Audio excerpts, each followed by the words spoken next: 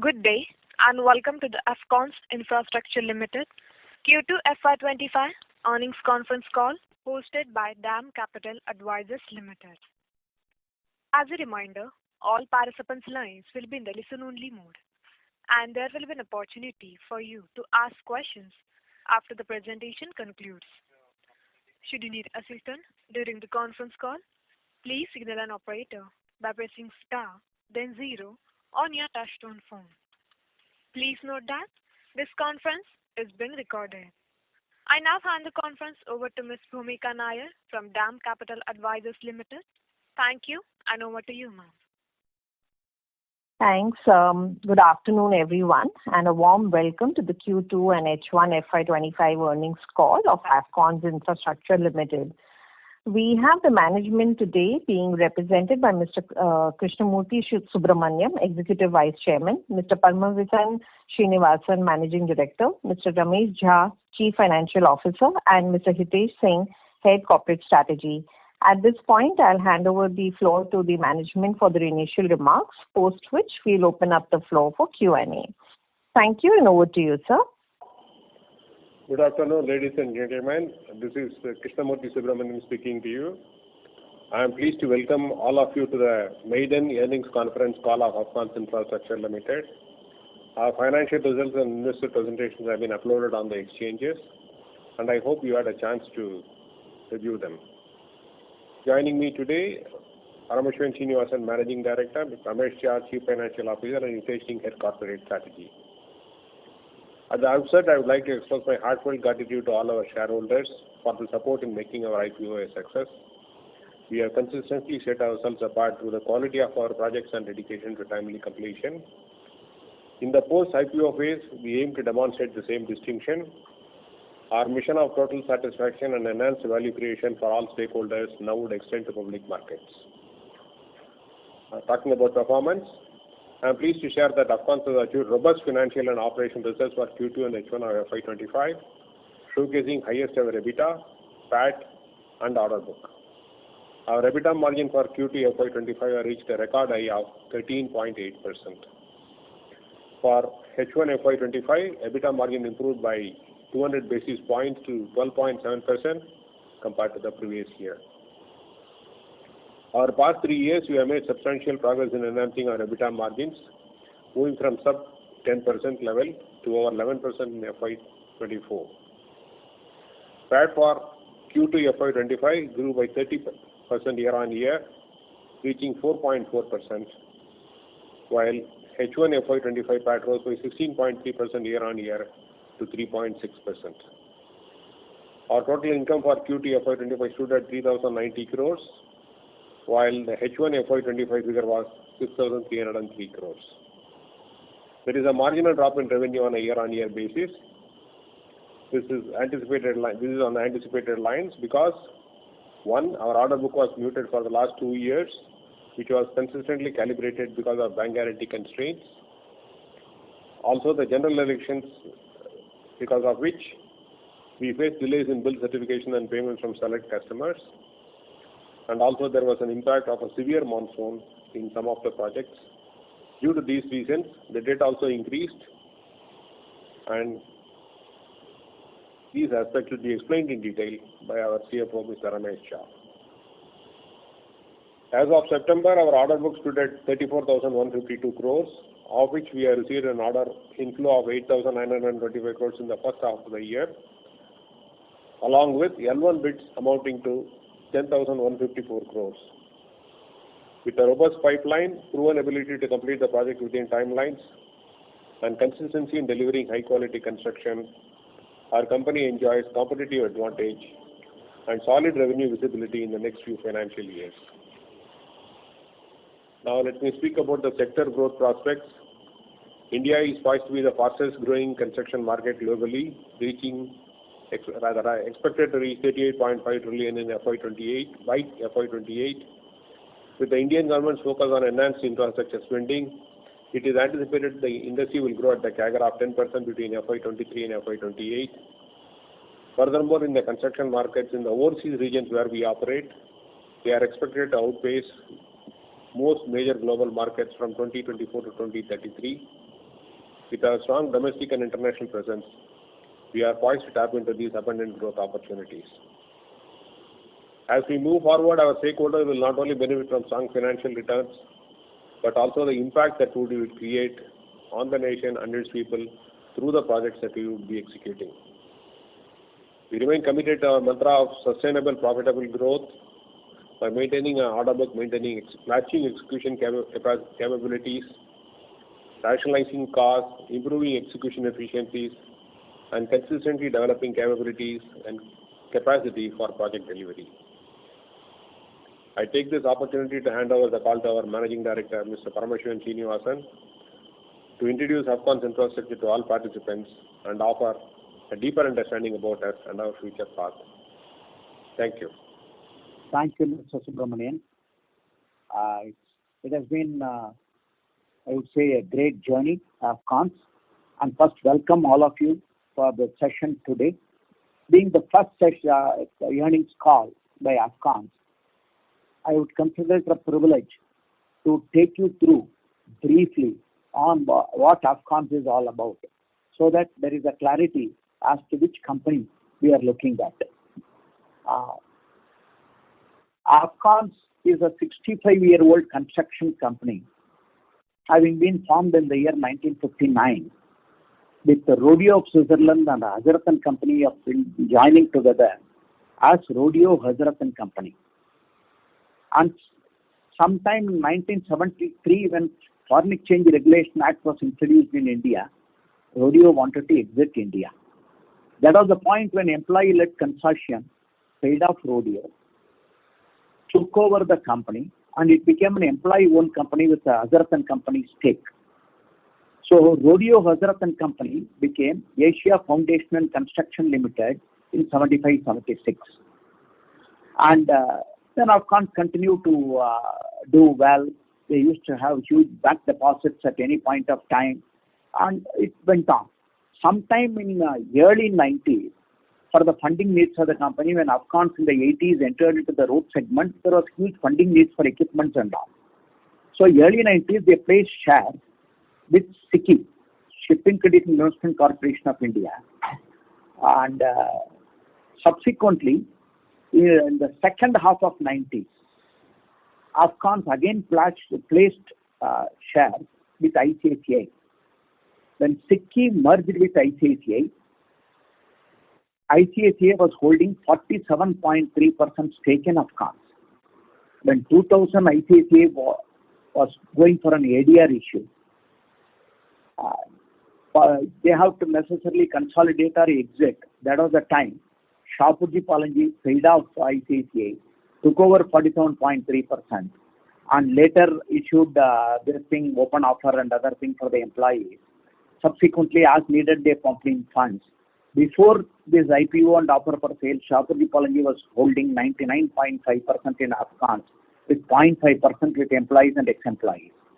During the course of placing the share, sometime in 96, the name of the company from that of Asia Foundation and Construction was changed as Asia Afcons Infrastructure Limited. That is the genesis of the name also. And once Afcons was, in 2000 when Afcons was taken over, Mr. Cyrus was responsible for this organization, and he played an important role in structuring the whole thing as a professionally run company with ownership and management are kept separately. So he followed a model that there will be a management which will run the show, and there will be an owner, and that model has worked very well in the case of Afcons. As Afcons, if you look at it over the last 2 decades, we have grown over 18% CAGR over a 20-year time frame if you look at it, and which is unprecedented. On a consistent 18% CAGR in an Indian context is something which is very, very unique. And if you take even last 5 years, we have a CAGR of around 16% on the enhanced base. So with that kind of growth, we are poised to maintain the growth at 15-16% CAGR over a medium to longer term. And Afcons also decided few other things along the way. One, we did re-entry into overseas market. Afcons used to work in the overseas market in the past. In 70s, it worked in Iraq, then Eritrea, who is currently in Eritrea, part of Ethiopia, then Oman, Sri Lanka, quite a few countries. But post 1993, Afcons had stopped working in overseas market. 2005, Afcons re-entered into overseas market. And last about close to two decades, we have done close to about 70 projects abroad. And quite, I would say, most of the projects have been delivered on or ahead of schedule to the satisfaction of the client, resulting in recurring orders from many customers. And Afcons is present in practically all infrastructure segments, and our business is split into 5 verticals. Urban infrastructure, which consists of elevated metro, underground metro, and bridges. There is a surface transport, which is roads and rails. And there is a hydro and underground, which consists of tunnels, NATM tunnels, dams, water projects, barrages, all that. And we have marine and industrial, which does substantially wharves, jetties, ports, and other LNG tanks, similar. And oil and gas, these are our various segments. And in terms of looking at the time of Afcons starting the work, when Shapurji took over, Afcons had an average order size of about 27 crores. Today, our average order value is in excess of 1500 crores. And that is the situation. In our case, on order book, we will always have an annual guidance, not a quarter-on-quarter guidance, for the simple reason, so few orders could change the composition of the order book. Therefore, we are looking at an annual order book guidance in general and not quarter-on-quarter order book this thing, because orders could spill over to different quarters and a single order value could be very different. Today, our biggest value of the order is about 5,700 crores. So if you take that kind of an order book, it can heavily skew. Therefore, order book guidance will be on an annual basis. And we have always been maintaining Afcons, for the sake of your information, we are a 5-star export house as characterized as per the new policy guidelines of Government of India. As per policy guidelines of Government of India, we have already got a 5-star export house status, and that recognizes our consistent export performance. Over a period of last several years, we have been having about 70-30 ratio in terms of turnover, while our current pending order book is skewed towards domestic order book. In due course of time, we are sure we will move to 70-30 ratio between domestic and overseas market. Significantly, Afcons has been rated by Engineering News Record on a consistent basis. As per Engineering News Record statistics of 2023, we are the 10th largest marine player in the world, 12th largest bridge player in the world. In both these categories, there is no other Indian construction company within the top 25. And in aqueducts, we are the 18th largest. In overall transportation, we are the 42nd largest.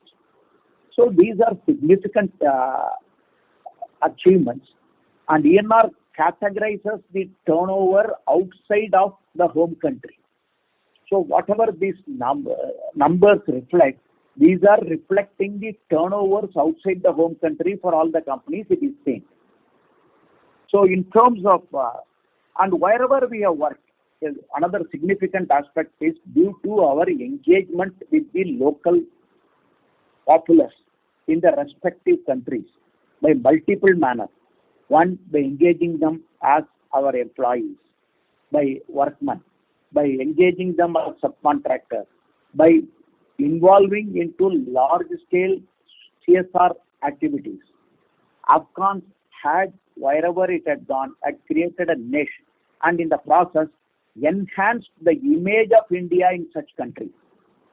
That is a very significant thing. Wherever we have worked, more and more works are offered, or at least there is an intention to give more works to the Indian companies in such kind of countries.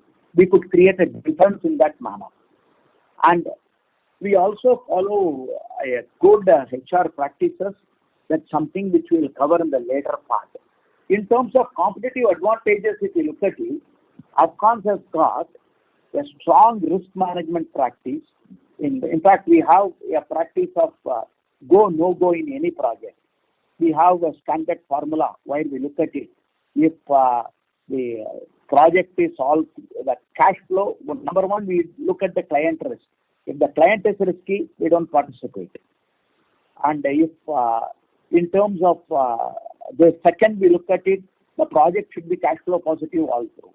If substantial payments is going to come towards the end of the project is going to be cash flow negative, we generally try to avoid participating in such projects. Then third, we look at the capex expenditure. Fourth, possible competition. So with all these, if you look at it, over a longer tenure of 20 years, if you look at it, we have a hit ratio of around 18%. If you look at the last 4 years ratio, we have a hit ratio of in excess of 22%. So, which clearly conveys that practically every 4 to 5 jobs, we bag one job. That is something which is significant. And we have a robust contract management system. Therefore, we are construction companies have to handle disputes as a part of its body politic. Therefore, we have a well-developed contract management team towards that. And in terms of knowledge management practices, globally we are recognized as the best. In terms of knowledge management, we are rated as the most admired or innovative knowledge enterprise for 8 years in succession at India level, Asia Pacific level, and global level. It will not be out of place to mention that no other Indian construction company have won this award even for 1 year. So that recognizes the value of knowledge management and this thing. Typically, companies in the IT sector or companies like NASA, Google, in India if we take TCS, Tech Mahindra, Infosys, Wipro, these are the companies, they win this kind of awards. So knowledge management practices is something which is very unique to Afcons and probably the only construction company to have a chief knowledge officer in our roles. And we have an excellent strategic equipment base. And in certain sectors, we have fantastic base of strategic equipment. Marine equipment, if you look at it, we have a largest marine equipment base. And if you look at tunnel boring machines, we own 16 tunnel boring machines, 4 are on the way. With this kind of thing, we believe we are strategically well positioned for a sustainable medium to long-term growth. And we follow the strictest governance standards. Sometime in 2006-07, Afcons wanted to list initially. That DRHB was filed, approved, everything. Later on, we withdrew that. And from that time onwards, we have been operating with good independent director and properly board governed. And one of the probably few companies to be completely professionally managed. And therefore, we have a strong governance structure and long-standing senior management team. Our average senior management team experience is about 23 years. And going forward also, we are looking at continuing to focus on complex, large value jobs and continue to have overseas presence. And we will continue to focus on knowledge management, risk management practices at all levels. Before I hand over the thing to my colleague, Mr. Ramesh Jha, for taking through the financials, I'll just give an overview of where we stand on the order book. As of 30th September, our order book stands at 34,152 crores. Excluding L1 projects, 10,154 crores is the L1 project. We have since received a couple of jobs. So now it's around 7,700 crores is L1 as of now. This order book is well diversified across various infrastructure verticals, clients, and geographies. Currently, 80% of our order book is from government clients. This approximately split between 50-50 between center and state. And we have currently a stable government at the center, and with recent election results of Maharashtra, we are poised to have a stable government in the state as well. And so we look forward to in the stable government in Maharashtra, Madhya Pradesh, Uttarakhand, Uttar Pradesh, Rajasthan, all are stable governments. So we believe we have a good period ahead in this thing. We are also looking at in the overall order book the government's focus on in the infrastructure vertical. We are well positioned to capture the market appropriately. Typically, comfortable to have between 2.5x to 3.5x for book-to-bill ratio, primarily because we believe below 2x creates order booking pressure, above 4x creates execution pressure. That is how we want to operate going forward as well. We will continue to be selective in picking our orders, and we will continue to say no also in some of the good orders which people consider as good order, or they think if the commercial terms are not appropriate to us. So these are things which we follow. And to provide a full insight on the financial performance, I now request our Chief Financial Officer, Mr. Ramesh Jha, to take. Yeah, good afternoon, everyone. Just to take you through the financials in detail. In the second quarter, we have done 3,090 crores of top line, as compared to 3,433 crores done in the previous Q2 of FY24. And as far as half-yearly numbers are concerned, we have done 6,303 crores as against 6,655 crores. So there is a marginal drop in top line of around 5%. And this decline is on the anticipated lines because our order book was muted in last 2 years, which was consciously calibrated by us because we were having bank limits constraints. Also this year, because of general elections, we faced delays in our bill certifications and payment from select customers, and there were impact of a severe monsoon in some projects. Having said this, generally we do 40 to 45% turnover in the first half, and we are very much there as far as our annual plan is concerned. In the total revenue, when I have talked about, we have considered other income also, and our other income needs to be understood in the perspective of business, wherein we have explained that major contributors of our other income are arbitration award, foreign currency exchange gain, and miscellaneous income. And they are recurring in nature, and they are a very much integral part of our business. So that we consider as part of, they are our other operating income. Now moving on to the margins. For the quarter, we have done 427 crores of EBITDA in absolute terms, and in terms of percentage, we have done 13.8%, which is one of the highest in the company. With this, as compared to previous year in the same quarter, we had done 394 crores. So this year, the number was for the quarter was 8.5% higher. For the half year ended, we have done 799 crores of EBITDA, which is 12.9% higher than the previous years of 708 crores. The EBITDA for the half year is around 12.7%, and this has improved by more than 200 basis points if we compare the same number of the previous half year. As far as profit after tax is concerned, for the quarter we have done 135 crores, which is 30% higher than the similar quarter for the last financial year. Whereas for the half year, we have done 227 crores of PAT, which is 3.6%, and this is 16.4% higher than the same for the last financial year half year. Now, when we talk about this, the numbers have, these profitability numbers have contributed in enhancing our net worth. Our net worth has reached close to 3,800 crores.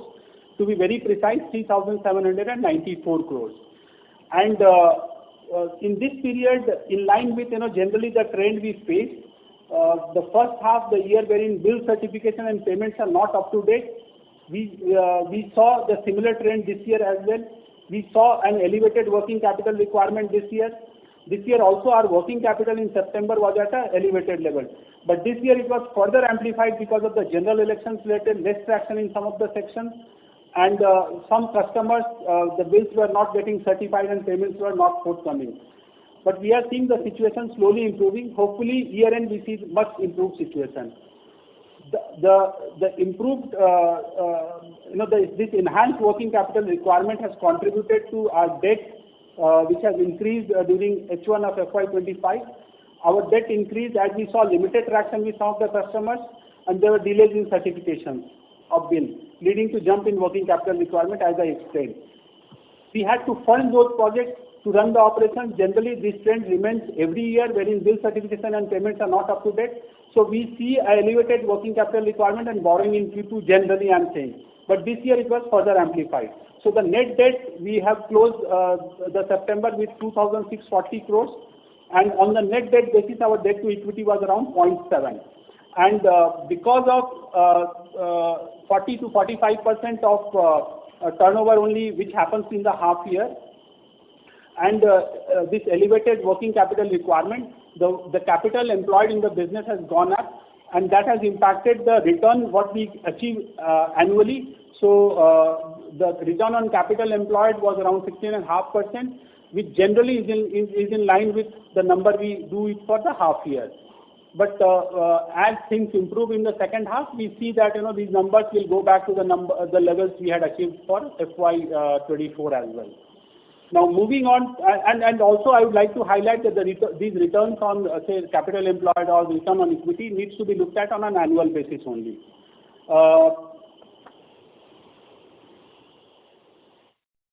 As far as capital equipment addition is concerned for the half year, we have looked since our order booking got shifted during the year, so the capital addition also has got shifted in line with the project we will be looking at.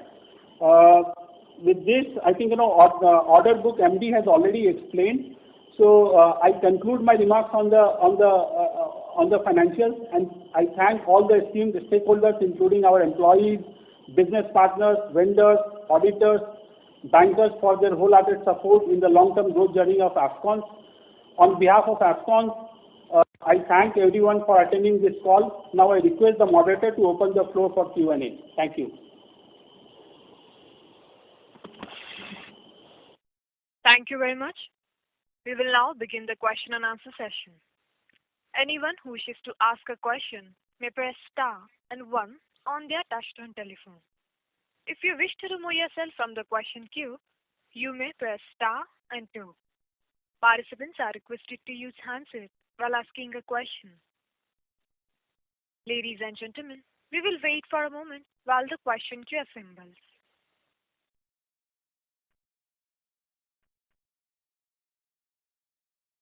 Participant, you may press star and 1 to ask a question.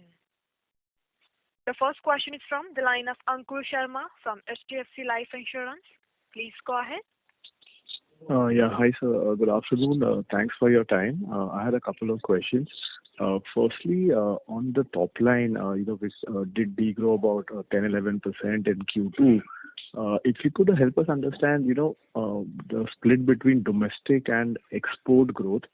And secondly, within domestic, while we understand because of elections, monsoons, all these factors which you highlighted, leading to this kind of a slowdown on execution, how are you seeing things kind of shape up in the second half?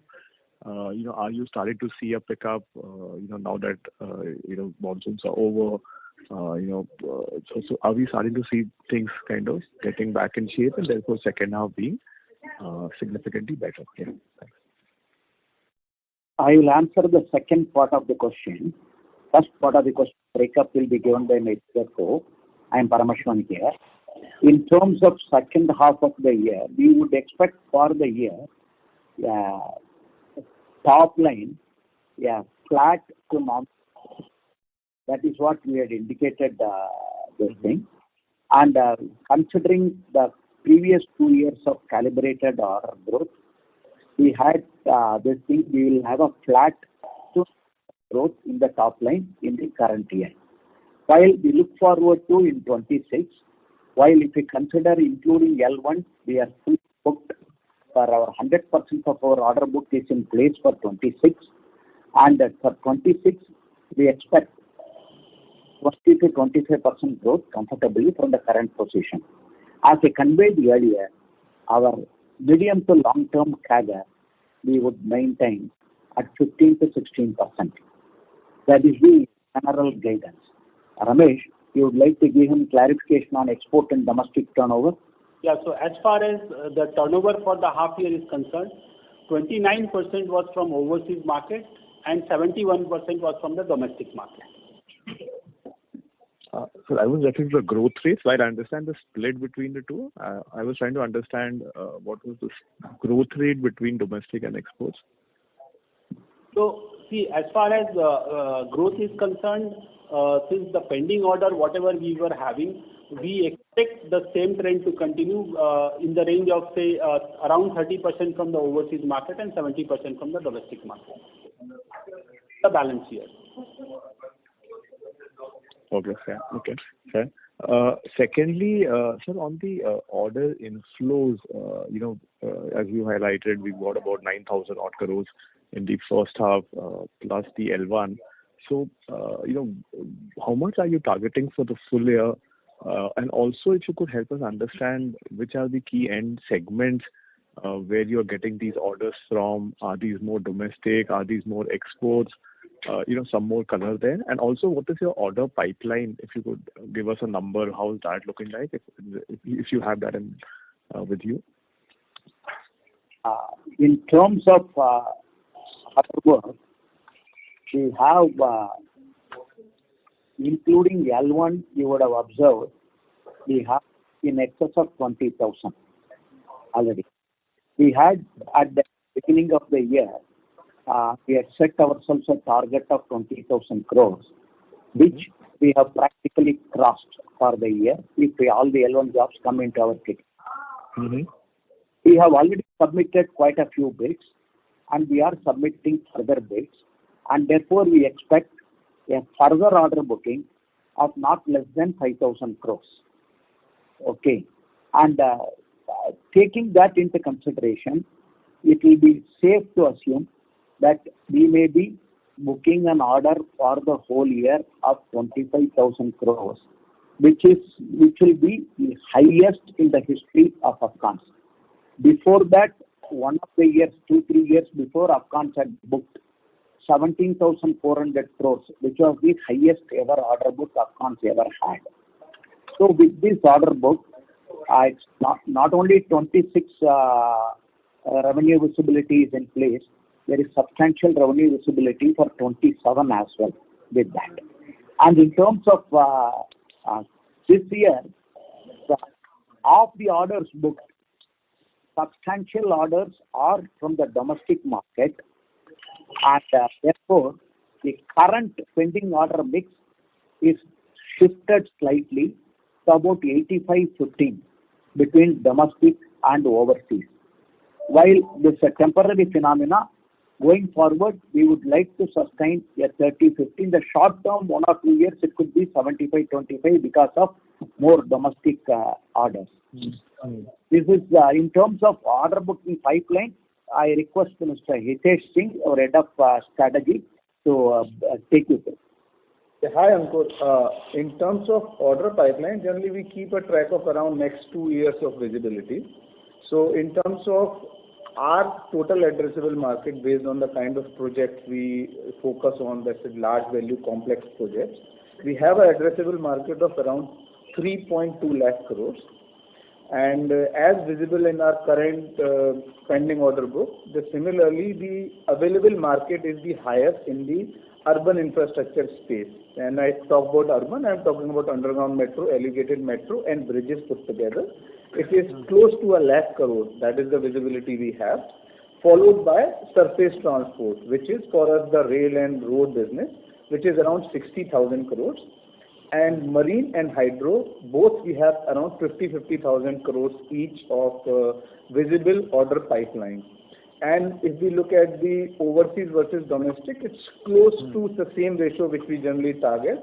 Around 70% of our order pipeline or the visible order pipeline is around 70% from the domestic part and 30% is from the overseas market.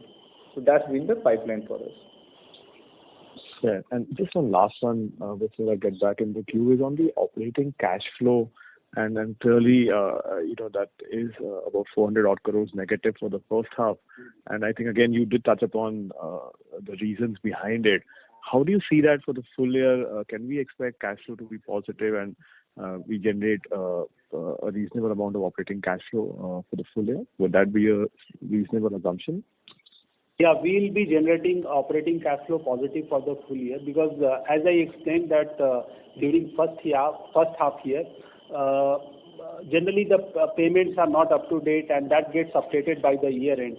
And also for the half year ended, we have not received any sizable advance which we generally receive, and there were recoveries happening for the earlier projects. So that's where the numbers are negative. But I think since we have got a number of projects, we'll be getting those advances and that will help, and we'll be getting the payments which were stuck.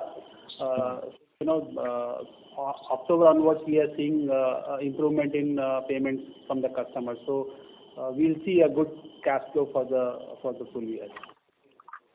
Got it. Great, sir. All the best and thanks again. Thanks, sir. Thank you. The next question is from the line of Sagar Tanna from Alchemy Ventures. Please go ahead. Sir, despite a negative top-line growth, we had a nearly 200 bips improvement in operating margins, EBITDA margins.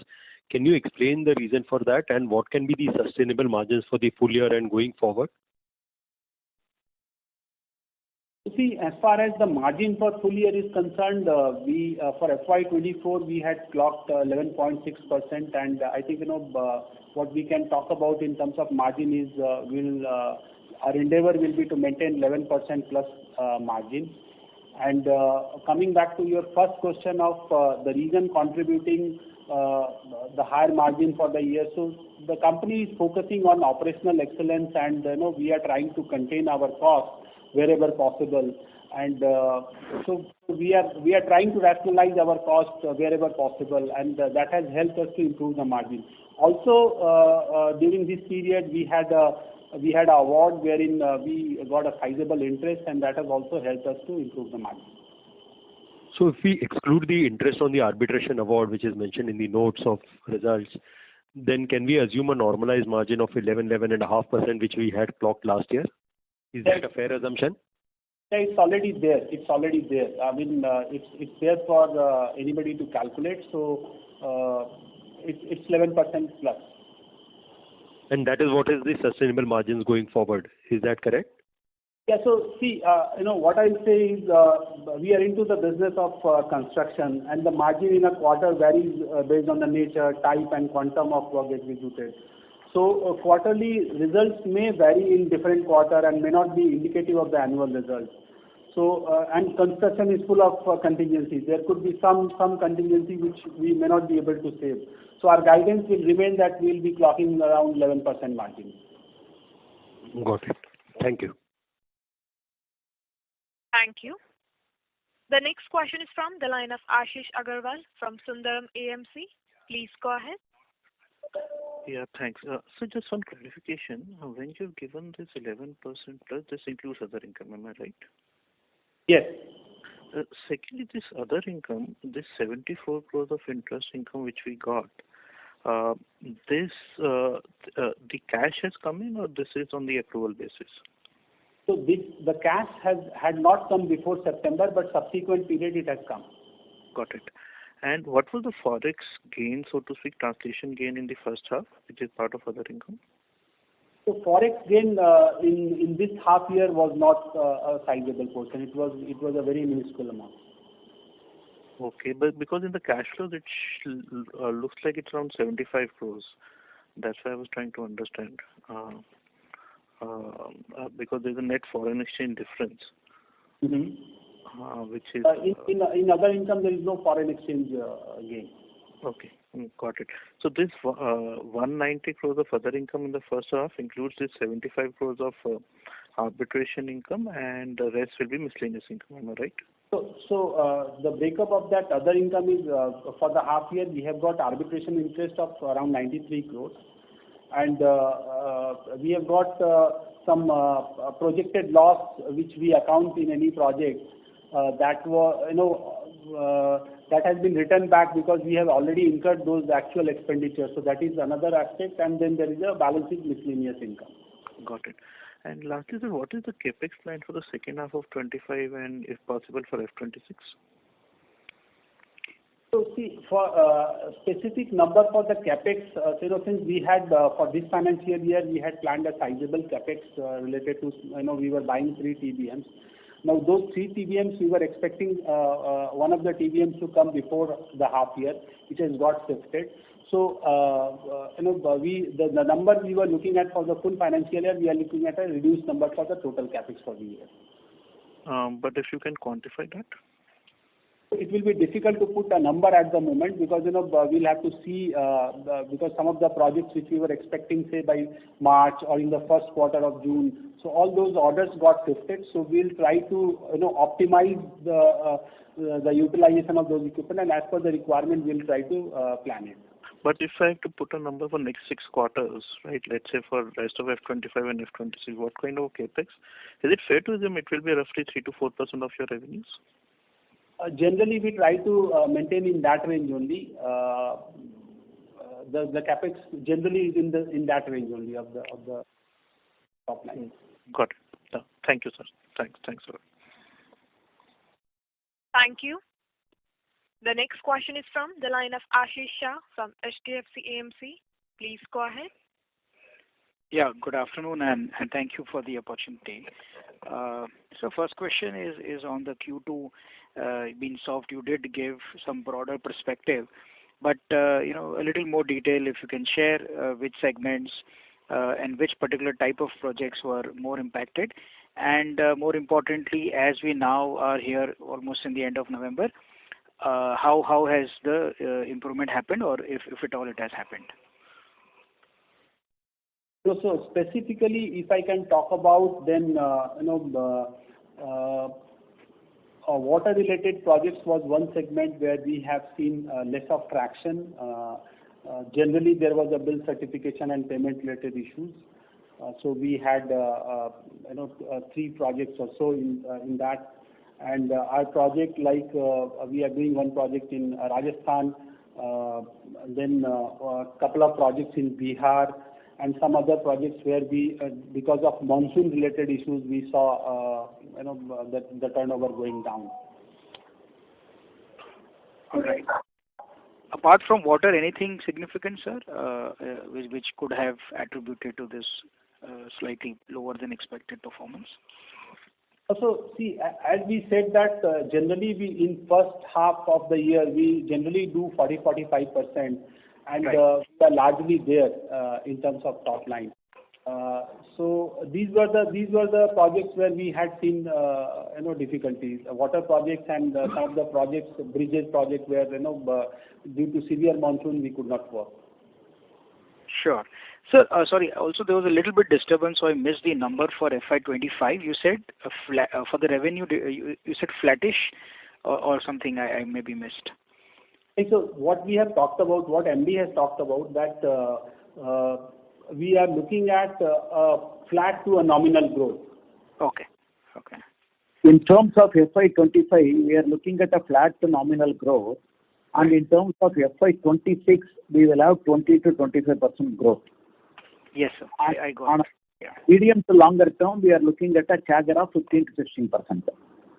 Fair enough. Which is what we have obtained in the last 5 years. And as far as EBITDA is concerned, we are looking at 11% plus. Correct, sir. Also, for the L1 positions, we did say that the 10,000 odd crore number is now come down to 7,000 because maybe the LOAs have been received. So a broad color, if you can share on which are major orders in this L1 positions, and by when do you think that these could be converted into firm orders? The first part, Hitesh, can you take them through? Sure. Ashish, Hitesh here. So, in terms of L1 order which are pending currently with us is two projects. One is Nagpur Gondia package number 1 and Nagpur Gondia package 2. Both are around 2,500 and 2,800 crores. And one project we have got in Visakhapatnam for DRDO, that is around 954 crores. So that's where the L1 as on date is 6,402 crores. That is There is one more. There is one more. Bhopal Metro is also there. Yeah, Bhopal Metro is additional. This Bhopal Metro and Visakhapatnam, we expect in another couple of weeks. By mid-December, we should have it in hand. Before that, because it has gone for institutional approval, Bhopal Metro. It is ADB funded job. Therefore, it has gone for ADB for approval. Here, it has gone to Navy for approval. So both of these we expect by middle of December. In terms of Nagpur Gondia Expressway, it's I think once the government formation is completed, they will go ahead with the process. The timing I am not in a position to say because there is a land acquisition related payment is to be made. After making the payment, they will release this order. Right, sir. And maybe just one last thing. What's the kind of order book which comes from Bangladesh at this point of time, and how's the execution on the ground on those projects? On Bangladesh, we are doing 4 projects, 3 road projects and 1 railway projects. Out of which 1 road project, we had right from the beginning we have maintained the position that because the order itself was given after 19 months of the submission of bid. Therefore, without rate revision, we will not commence the work. So now the government is in the process of accepting it, and therefore, most likely, the order will be formally agreed to be foreclosed for that. That's a small job, around 600 crores. And the other 2 jobs, one job, there are 2 road jobs. Of these 2 road jobs put together, will be roughly around 600-700 crores balance work.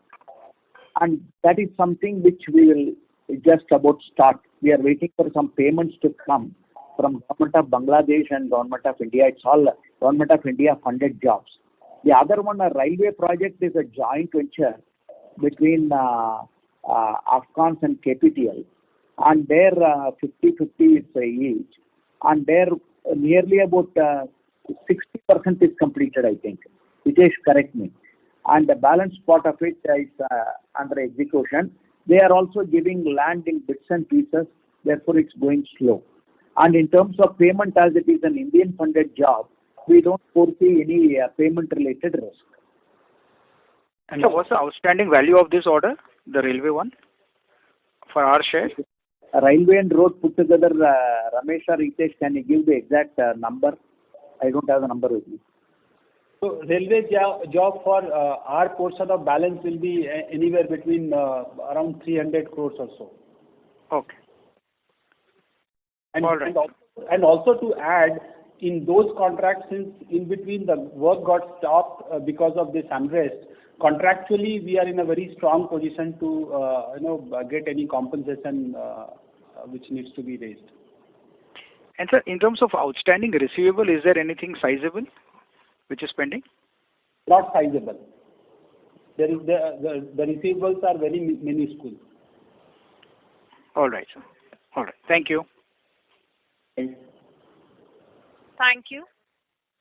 The next question is from the line of Aditya from Investec India. Please go ahead.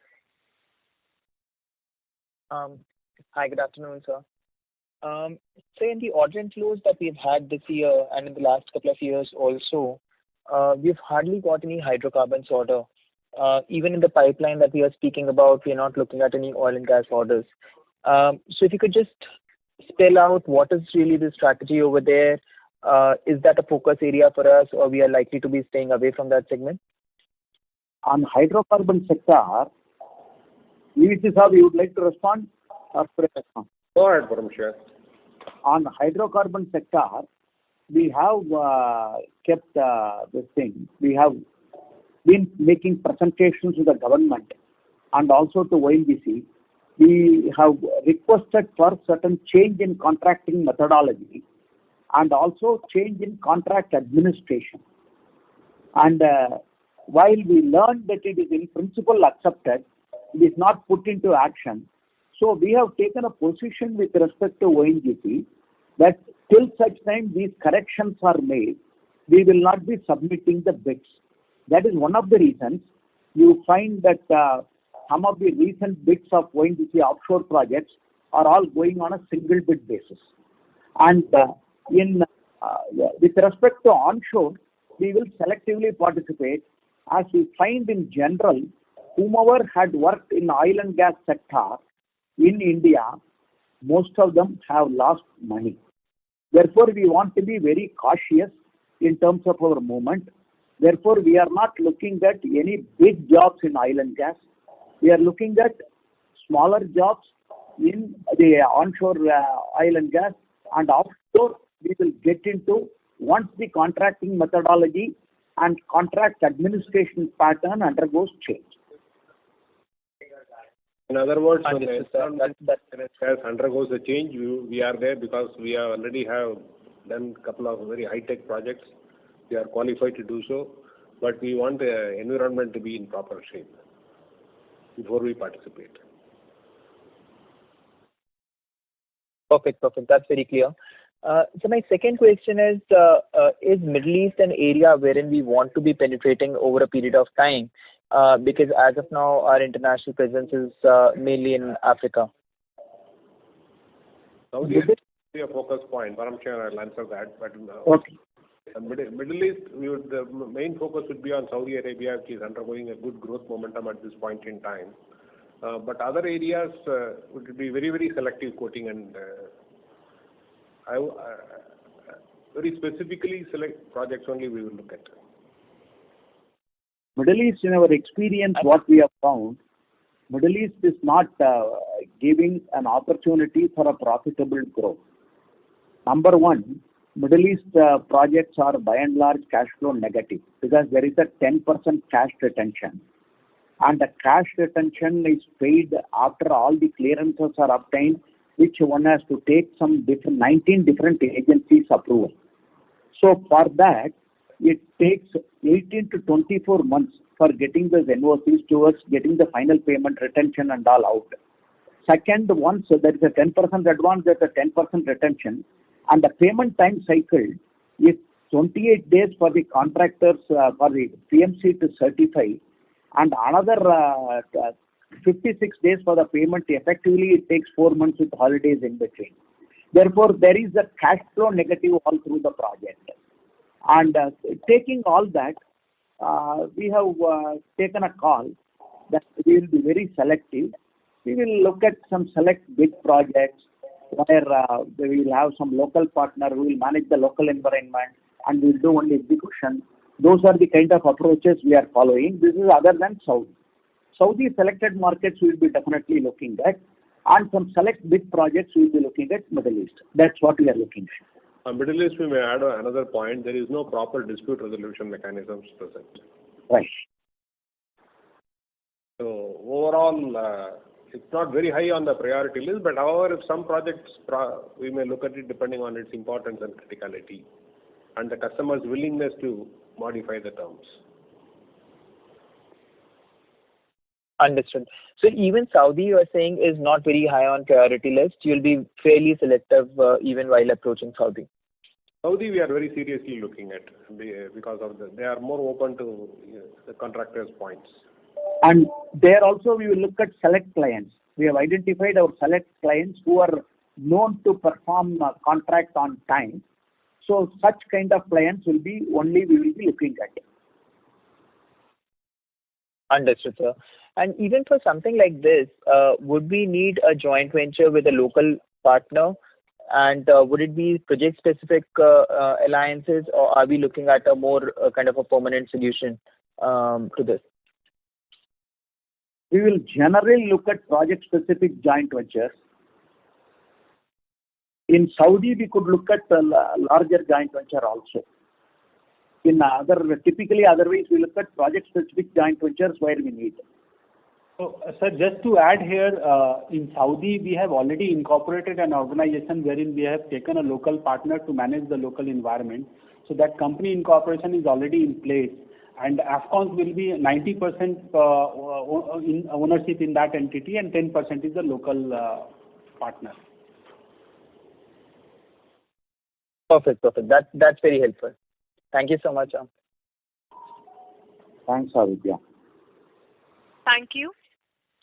The next question is from the line of Saket Kapoor from Kapoor and Company. Please go ahead. Yeah, Namaskar, sir, and thank you for the opportunity. Sir, post the IPO proceeds, what are our current debt levels, debt numbers, sir? Both the long-term and the short-term debt? See, as far as debt is concerned, I think, at the moment, if I can give you some color, we'll be on a net debt basis, we'll be sub 2,000 crores. And maybe bifurcation will be 50% will be long-term debt and 50% will be short-term debt in that. Okay. And sir, what should we exit the year in terms of this debt number going in which direction? So as we have talked about that in the second half, we'll be looking at a substantial improvement in our cash flow. So we'll look at a very significant improvement from the existing position. Okay, sir. Can you give some color on the current maturities which we have that we will be repaying by the end of this fiscal? You see, the term loans we have talked about in the range of say 1,000 crores odd. Those are all long-term loans repayable over a period of say anywhere between. Those are all 5 years, 8 years kind of a loan. So the repayments will not be that significant in this financial year. I don't have the exact numbers at the moment. And the working capital loan remaining 1,000 crores are all continuing facility which we avail and pay off as and when the surpluses arises. And those limits are always available. So we have got a very sizable bank limit which is available to us. Sir, when we look at our employee cost as a percentage of sales and also the finance cost, taking into account the vagaries of monsoon for this quarter, as a year as a whole, what should be the percentage number which we should penciling in as employee cost and as finance cost as a percentage of sales? So the employee cost anywhere it will be on the overall year it will be somewhere around 10.5% or so, and finance cost it will be somewhere around 3.5% to 3.6%. Okay, and for the long term, so going ahead, in order to bring the efficiency and improve the margins, are these two variables monitorable, and do we look at a lower number going ahead, or do we find this as the historical and the industry averages only that we need to maintain for the continuity of business?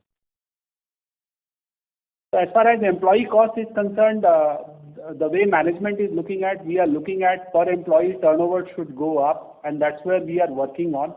So as things stand, we are expecting that in terms of percentage it should come down. That is one. That's a medium-term guidance. And as far as finance cost is concerned, I think in terms of percentage it should further improve.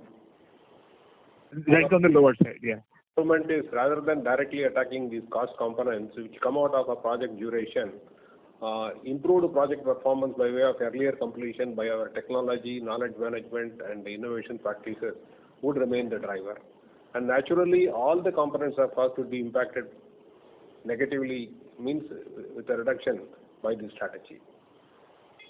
Okay. So a small point on the water segment. I missed your commentary on the same. Can you elaborate what was the business environment and what portion of our order booking is towards the water segment and the scope of work for us? Hitesh?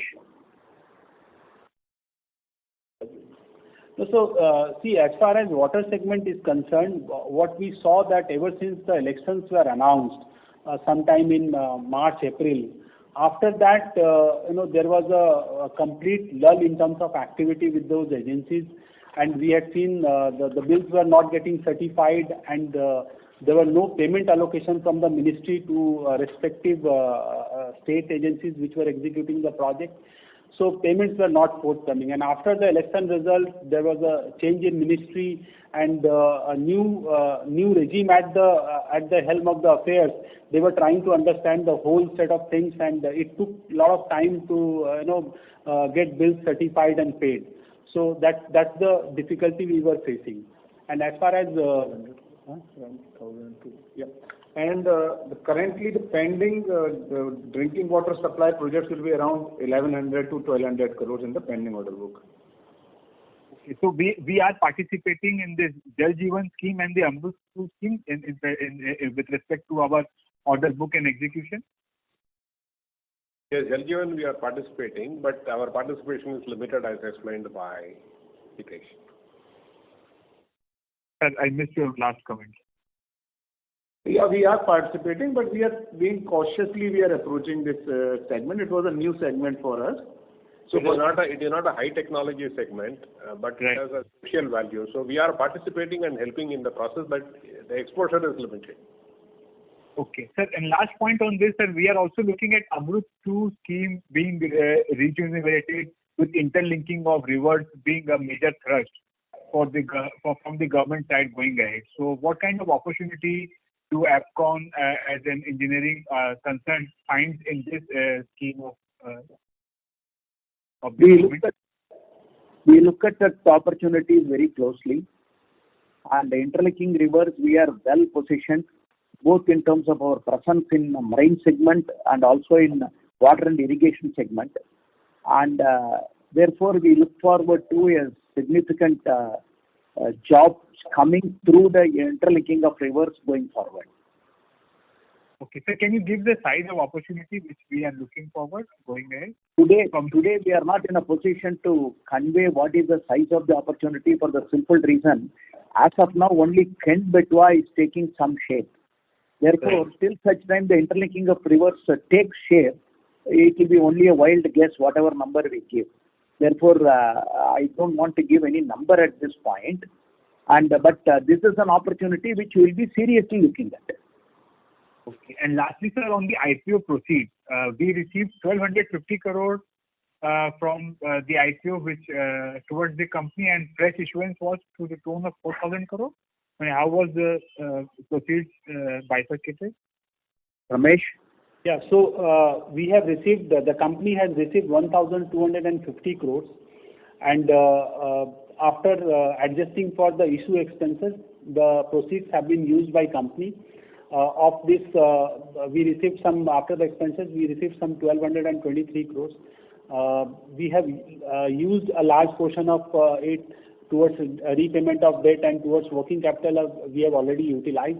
The capex plan is earmarked for the capital payment what we are having. Those are going to be utilized in due course of time, because some payments are happening in November, some payment is happening in December, and some in January.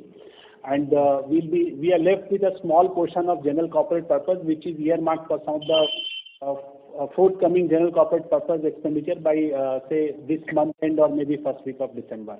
So as far as the company's proceeds are concerned, the OFS portion has gone to the selling shareholder, which is Goswami Infratech, and they have used that towards repayment of the parent level debt. Okay, sir. And lastly, sir, for this session of the Palat. Okay, ma'am. No, ma'am. Yes, ma'am. I got a fair opportunity. Thank you. Thank you. The next question is from the line of Vijay from Avendus Spark. Please go ahead. Good evening. Am I audible? Yes. Yes, my name is Bharani from Avendus. So I have a question on margins. Now, can you give a split of margins between different segments, like how much it is in hydro and underground, how much it is in elevated metro, and how much is it in the bridges? So, as far as margins are concerned, we are not giving segment-wise breakup of the margins. So, we'll have to look at on a composite basis. But broadly, I can give you a guidance that generally our margins are better in underground metro, in hydro and underground, in marine, and also in overseas projects we generate a better margin. But notwithstanding that, even in other sectors, since we have talked about our risk management framework and our the company's thrust or focus on project selection metrics, So we try to identify projects where we generate a better margin. Okay, the reason why I'm asking is the trend generally we are noticing across your peers is that margin compression is happening. It is heartening to see Afcons doing the 10% plus without other income on core EBITDA margins. However, generally when economics mature, clients get more aware of how to eke out extra money out of the EPC contractors. Generally, the contractors face margin compression. Do you see that risk playing out for generally us too, because we are one of the largest contractors in the country? So this is where our risk management framework takes care of that. We are very selective in our jobs, and therefore you will find in our case, over a period of time, if you look at it, our financials, we have consistently been improving on margins. So while the margin compression could happen in general, and primarily because of our project selection framework, we have been in a position to improve our margins on a consistent basis. Therefore, we don't expect any kind of margin compression pressures at this point of time, and which due to our own practices, we will be in a position to manage it much better. Okay, loud and clear. Thank you so much. All the best. Thank you. The next question is from the line of Ronak Agarwal, an individual investor. Please go ahead. Hello. Yes, please. Yeah. Sir, I just wanted to understand that in your finance cost, there is a component of around 150 crores of bank guarantee commission and other charges. I just wanted to understand, what is the nature of such commission, and is that something which will be we will be occurring year on year or quarter on quarter? And the second question, sir, is on the net profit margin. So you have given an EBITDA guidance. So can you also just give a guidance that how your net profit margins would be on a long-term basis? So, answering to your first question of bank guarantee commission for the half year ended, we was around 88 crores we have incurred. And maybe you might be referring the last year's number of when we are referring 150 crores odd. So see, this bank guarantee commission is very much integral to construction business, wherein a company is required to provide performance guarantee and advance payment guarantee and retention guarantee to their customers. And that's a very much a very obvious requirement for the contractor to provide. So that expenditure will be a continuing requirement, and that will be a continuing expenditure for the company. As far as guidance on the net profit margin is concerned, so at the moment what we are talking about is EBITDA margin only, and basis that since we have talked about that we are looking at reduction in our finance costs and all that. So that should automatically translate into the net profit margin. Got it. So basically, sir, that 3.5 to 4% which we spoke about earlier for the finance charges, that would include this bank guarantee commission, etc. So that would be the let's say fair estimate of the bank finance charges for the company. Correct? Yes. Got it. Thank you, sir. Thank you, Ram. Thank you. The next question is from the line of Anupam Gupta from IIFL Securities Limited. Please go ahead. Yeah, good afternoon, sir. The first question is, you had mentioned in your remarks that your working capital constraints had limited your order inflow, sort of, which you saw over the last year or so. Post the IPO, what sort of resolution have you seen, and what incremental improvements do you see in the constraints which were there in the last 1 year? So, what constraints we were talking about in terms of bank limit, which was there, but those issues were already solved prior to the IPO, because in FY24 itself we had got our bank limit enhanced from the banks.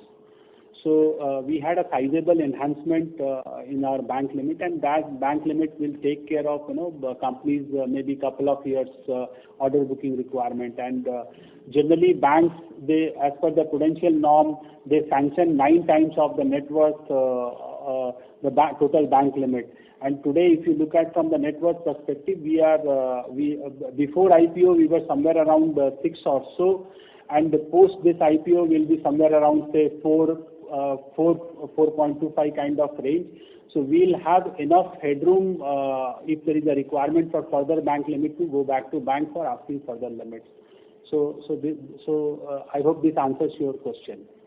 So let's say if you were to quantify this, what are your fund-based and non-fund-based limits at this point of time, and how much is utilized? So we have around 20,700 crores of total bank limit. Of that, 1,800 crores is fund-based limit, and 18,900 is non-fund-based limit. In terms of utilization towards the fund-based limit, maybe we'll be somewhere around say 50-55% kind of utilization we'll be having. And as far as non-fund based is concerned, we have got a sizable limit which is free. We'll be utilizing somewhere around say 14,500 to 15,000 crore kind of a bank limit. Understand. Okay. And the second question is, you mentioned that the mix of the order book is more towards domestic at this point of time. And generally what we understand is, and you also said that overseas has higher margins, and I would assume overseas would have lower operating cycle as well. So given that the mix is more domestic at this point of time, do you expect some pressure of margins because of that? And similarly on working capital, or that's not the right way to look at it? Yes, sir. Go ahead. Go ahead, Ramesh. You answer, sir. See, we have, while in general whatever you have stated is right, currently we have by and large focused on selecting the jobs in such a manner in the domestic market also, which are reasonably good margin. And also in terms of operating cycle, we don't expect much of an issue on account of this. Therefore, we don't expect on account of some change in the mix of between domestic and overseas jobs at this point, which is short term I would call it, there will be change in the margin pattern. We will be in a position to sustain our margins as informed by our CFO north of 11% at EBITDA level. Sure. Okay. And just one last question, if you can help. Generally, how much of your work do you subcontract annually, or is it largely done yourself capitally? We look to have about 30% of our work subcontracted. Today we are somewhere between 22 to 25% of our work getting subcontracted. We intend to move to 30% subcontracting. We don't give back-to-back subcontract totally. Any activity-specific subcontracting, we give it. Which typically less value-added jobs is a kind of work where voluminous work, where subcontractor also will be very comfortable. Those are the kind of work we try to give on subcontract basis. Sure. Okay. That's all from my side, sir. Thank you. Thank you. Thank you. Ladies and gentlemen, we'll take this as the last question. I now hand the conference over to Ms. Bhumika Nair for closing comments. Yeah, I would like to thank the management for giving us an opportunity to host the call and answering all the queries very patiently. Wishing you all the very best, and thank you to all the participants for the participation. Thank you very much, sir. Any closing remarks from your end? Thanks a lot for this excellent investor conference, earnings conference rather. It has been very enjoyable and nice for us as we are participating in it for the first time. We would like to engage more and more with all of you. Thank you for this opportunity. And we also look forward all of you to stay with us in the longer term, and you will find the value grow. Thank you. On behalf of DAM Capital Advisors Limited, that concludes this conference. Thank you for joining us, and you may now disconnect your lines. Thank you. Thank you. Thank you so much.